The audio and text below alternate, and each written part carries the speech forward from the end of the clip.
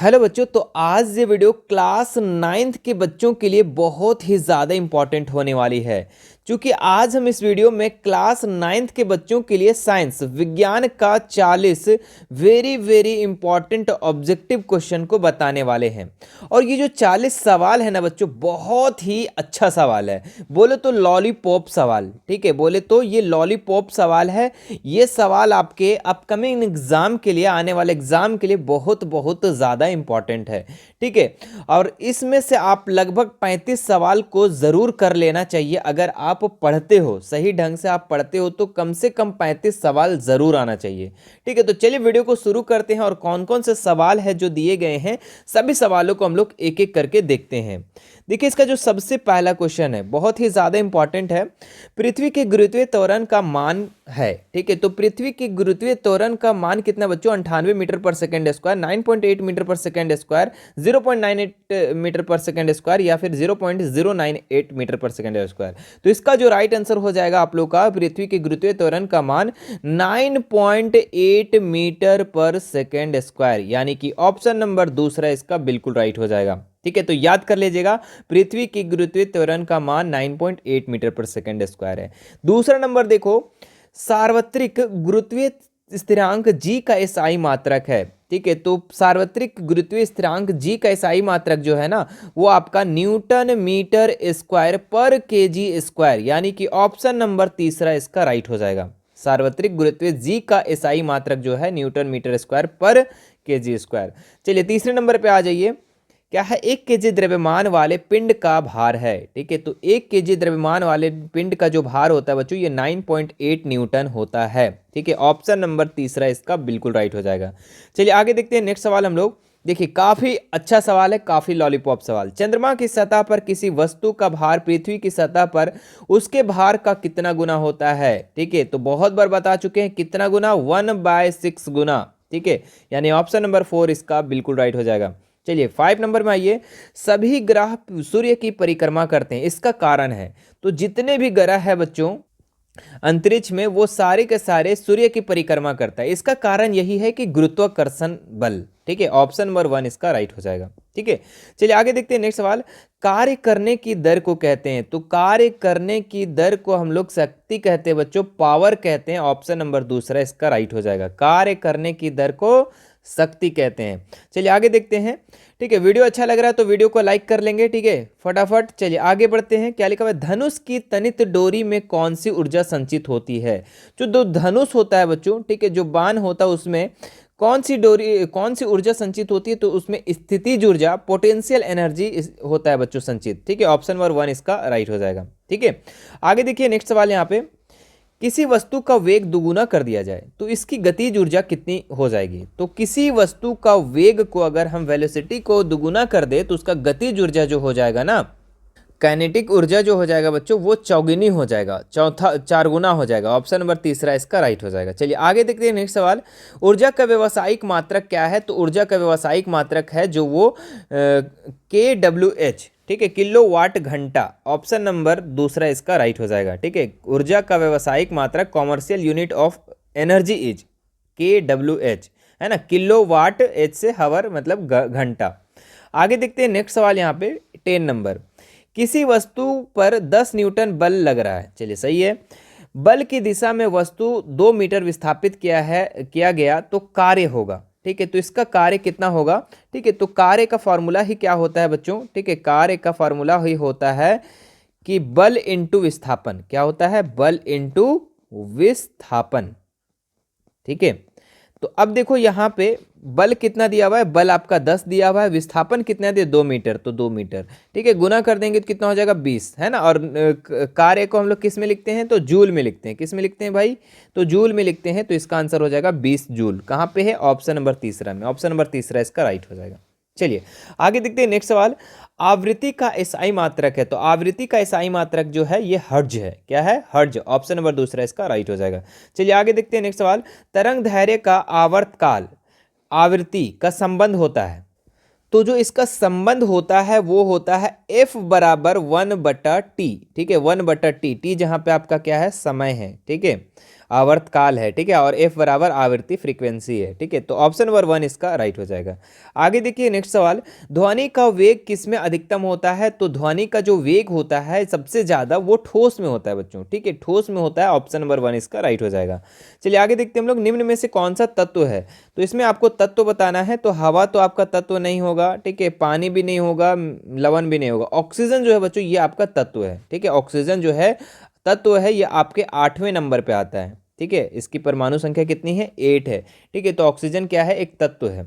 आगे देखते हैं नेक्स्ट सवाल हम लोग, रासायनिक परिवर्तन का एक उदाहरण है। रासायनिक परिवर्तन, ठीक है, रासायनिक परिवर्तन ऐसा परिवर्तन जो अगर एक बार चेंज होता है तो वो फिर अपने अपने पुराने अवस्था में नहीं चेंज होता है। मक्खन का पिघलना, अगर मक्खन पिघल जाता है तो फिर से जा करके जम जा सकता है। जल का वाष्प बनना, अगर जल वाष्प बन जा रहा है बच्चों तो फिर वाष्प होकर पानी बन जाएगा, ठीक है। लेकिन अलमारी में जंग लगना, जंग लगा हुआ चीज बच्चों आप लोगों का फिर से वो लोहा नहीं बन जाएगा, फिर से वो अलमीरा नहीं बन जाएगा। तो ऑप्शन नंबर तीसरा इसका राइट हो जाएगा, क्योंकि यहाँ पे नए पदार्थ का निर्माण हो रहा है, ठीक है, कार्बन का निर्माण हो रहा है। ऑप्शन नंबर तीसरा इसका राइट हो जाएगा। चलिए आगे देखते हैं हम लोग, पारा धातु कमरे के ताप पर होता है। तो आपको पता है पारा धातु जो होता है वो कमरे के ताप पर द्रव अवस्था में पाया जाता है। ऑप्शन नंबर दूसरा इसका बिल्कुल राइट हो जाएगा। बेरौन क्या है बच्चों? तो बेरौन जो आपका उप धातु है, ठीक है, ऑप्शन नंबर तीसरा इसका राइट हो जाएगा। आगे देखो नेक्स्ट सवाल, निम्न में कौन यौगिक है? यौगिक कौन है बच्चों यहाँ पे?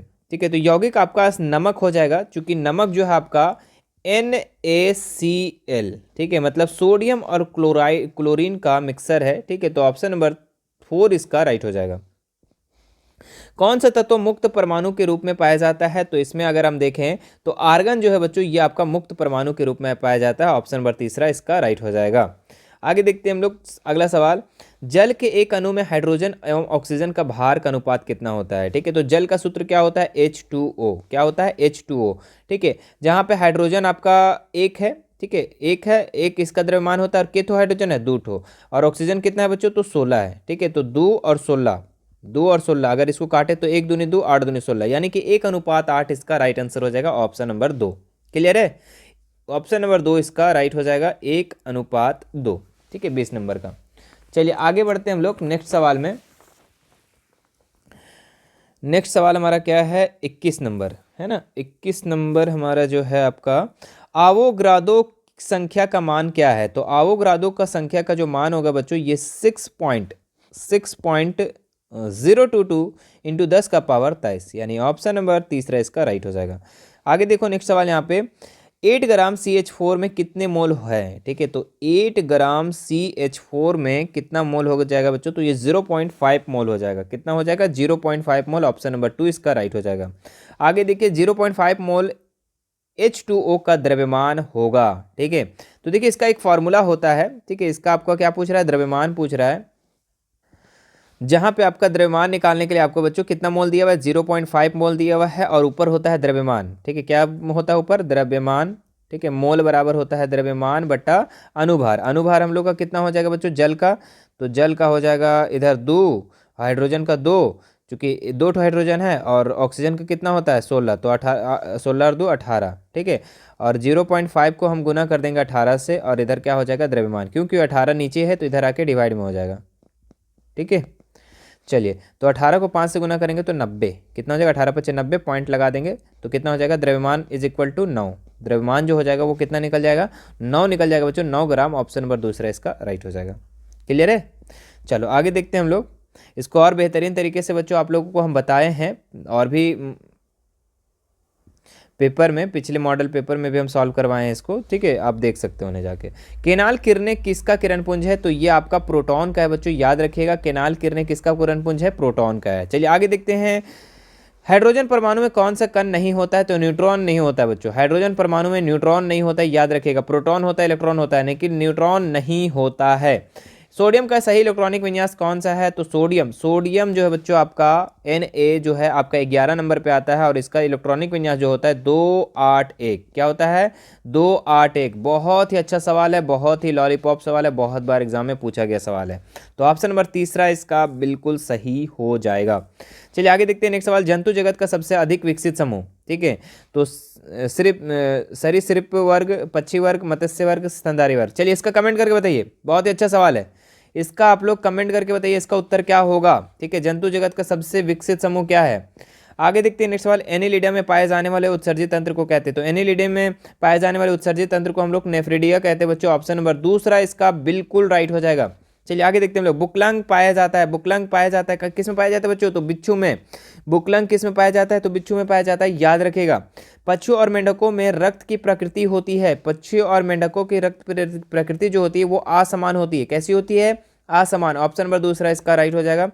आगे देखते हो, किस जंतु में उत्सर्जित तंत्र के रूप में ज्वाला कोशिकाएं होती है। ठीक है, तो ज्वाला कोशिकाएं किस में होती है बच्चों, तो ये टेप वर्म में होती है। किस में होती है, टेप वर्म में। ऑप्शन नंबर 1 इसका राइट हो जाएगा। निम्न में से किस जंतु में विषैले उपांग पाए जाते हैं, तो विषैले उपांग, ठीक है, जहरीले उपांग किस में पाया जाता है बच्चों, तो ये बिच्छू में पाया जाता है, याद रखिएगा। ऑप्शन नंबर तीसरा इसका राइट हो जाएगा। ठीक है, इसलिए तो बच्चों बिच्छू काटता है तब ना जलन होता है, लेकिन कछुआ काट देगा, हाइड्रा काट देगा तो नहीं फर्क पड़ेगा। ठीक है, लेकिन बिच्छू काट देगा, ये क्या है, विषैला है, ठीक है, जहरीला है, ये आपको क्या होता है, आपको ये जलन देता है। निद्रा रोग उत्पन्न करता है, तो निद्रा रोग कौन उत्पन्न करता है बच्चों, तो ट्रिप्नोसोमा। कौन करता है, तो ट्रिप्नोसोमा करता है। ऑप्शन नंबर 4 इसका बिल्कुल राइट हो जाएगा। एनीमिया नामक बीमारी किस पोषक तत्वों की कमी से होती है, काफी अच्छा सवाल है बच्चों। एनीमिया बीमारी किस पोषक तत्वों की कमी से होती है, तो आयरन की कमी से, लोहा की कमी से जो होता है एनीमिया बीमारी होता है बच्चों। ठीक है, आप लोगों को कमेंट करके बताना है कि घेंघा रोग, क्या बोले हम, घेंघा रोग किस की तत्वों की कमी से होता है। ठीक है, किसकी कमी से होती है घेंघा रोग, किससे संबंध है आपको बताना है। यही 4 ऑप्शन में से एक आपका ऑप्शन होगा, आयोडीन, लोहा, तांबा, जिंक। चलिए 4 ऑप्शन में से एक ऑप्शन होगा, तो घेंघा रोग किससे होता है बच्चों, ये आपको बताना है। आगे देखते हैं हम लोग, एक संक्रामक रोग है, तो संक्रामक रोग बच्चों आपका जो है ये आपका हैजा जो है ना, संक्रामक रोग है, तो ऑप्शन नंबर तीसरा इसका बिल्कुल सही हो जाएगा। आगे देखिए, रोगवाहक कीट का उदाहरण है, तो रोगवाहक कीट जो है बच्चों, मतलब रोगवाहक मतलब जो रोगों को एक दूसरे जगह फैलाता है, तो मक्खी भी फैलाता है, मच्छर भी फैलाता है, तिलचट्टा भी फैलाता है, तो इनमें से सभी इसका राइट हो जाएगा ऑप्शन नंबर 4। ठीक है, एक दीर्घकालिक रोग है। ठीक है, तो दीर्घकालिक रोग इसमें बच्चों एक्जिमा हो जाएगा। ऑप्शन नंबर दूसरा इसका बिल्कुल सही हो जाएगा। ठीक है, पेचिस का रोग कारक जीव है। ठीक है, पेचिस का रोग कारक जीव क्या है इसमें से आपको बताना है, तो पेचिस का जो है प्रजीव है, प्रोटोजोआ हो जाएगा। Option number 4। चलिए आगे देखते हैं नेक्स्ट सवाल हम लोग क्या दिया हुआ है, 39 नंबर, वे प्राकृतिक पदार्थ जिनका उपयोग मनुष्य अपने जीवन यापन एवं विकास के लिए करता है कहलाते हैं।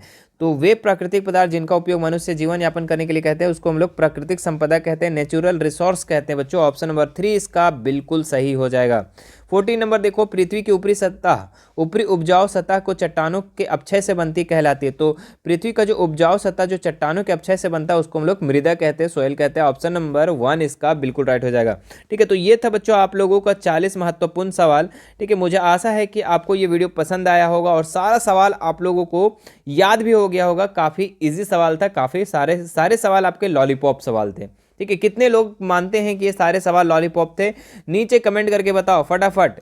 कितने लोग मानते हैं कि ये सारा सवाल इजी था, है ना, और सभी क्वेश्चन का आंसर आप लोगों को याद था। चलिए 40 में से आप कितना लगभग सही किए हो। ठीक है, एग्जैक्ट तो नहीं बता सकते हो, भूल भी गए होगे, लेकिन कितना सही किए हो ये आप बताइए कि 30 प्लस किए हो, 20 प्लस किए हो, कितना लगभग जानते थे आप नीचे कमेंट करके ज़रूर बताना। ठीक है मेरे प्यारे बच्चों, इसी तरीके से वीडियो पाने के लिए आप हमारे चैनल को सब्सक्राइब कर लें। ठीक है, और घंटी का बटन को जरूर से ज़रूर दबा लेना। ठीक है, ताकि मेरी नई वीडियो आए तो आपके पास नोटिफिकेशन चला जाए, हर मिनट की अपडेट आपके पास चला जाए। इसलिए घंटी को आपको क्या कर लेना है, दबा लेना है, और सब्सक्राइब वाले बटन पे आपको कूद पड़ना है एकदम। ठीक है, और सभी को कूदा भी देना है। ठीक है, दौड़ा भी देना है। कि कैसे, तो कैसे करोगे, शेयर करके। ठीक है, शेयर करके आपको सब्सक्राइब वाले बटन पे दौड़ा देना है, वहीं पे जाके। ठीक है, तो आपको टिपवा देना है सबसे। बाकी कोई भी दिक्कत होती है बच्चों, हमारा Instagram, Telegram, WhatsApp group, WhatsApp channel का लिंक मैं डिस्क्रिप्शन में दे दिया हूँ, वहाँ से आप हमसे ऐड हो सकते हैं और बेझिझक हमसे कोई भी सवाल कर सकते हैं। चलिए फिर मिलते हैं नेक्स्ट वीडियो में। Thank you so much.